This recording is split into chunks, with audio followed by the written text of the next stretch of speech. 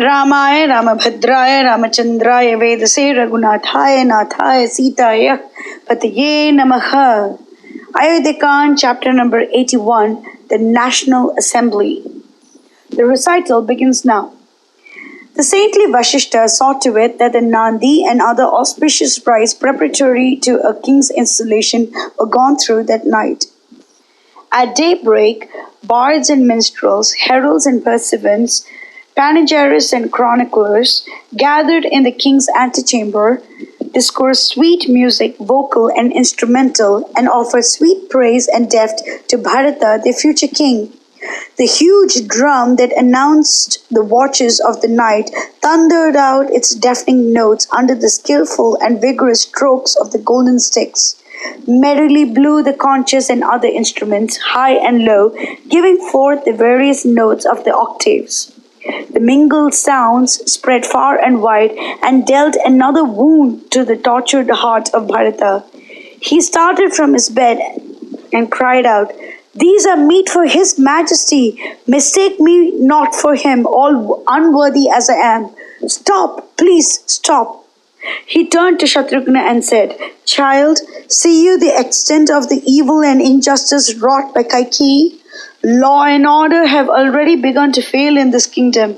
His Majesty sits happy in his mansion on high, leaving me to bear the varied burden of misery all alone. The goddess of fortune and victory that watches over the destinies of the line of Ikshvaku had till now a smooth and happy time of it, when the king on the throne installed his eldest son as the heir apparent during his lifetime. Now the fair tradition has been violated, and she wanders in doubt and distress like a vessel in the heart of the storm, with no pilot nor rudder to control it. Rama, our Lord, our Master, and our Protector, has been banished from the kingdom contrary to the recognized traditions of our race. And the guardian deity of this realm roams masterless, seeking for a mate to attach herself to. As a prince thus gave voice to his bitter grief like one demented, the royal ladies and their women took it up and filled the palace with their piteous wails. Then Saint Vasistha, versed in all that pertains a king and his kingdom, entered the hall of audience that shone like Sudharma, the council chamber of Indra, and his troop of disciples with him. The Maharishi of boundless wisdom, in whose profound heart the Vedas and their mysteries found a fitting abode, took his seat on a resplendent golden throne covered with rich brocade, and said to the attendants, "An important affair of the state is afoot.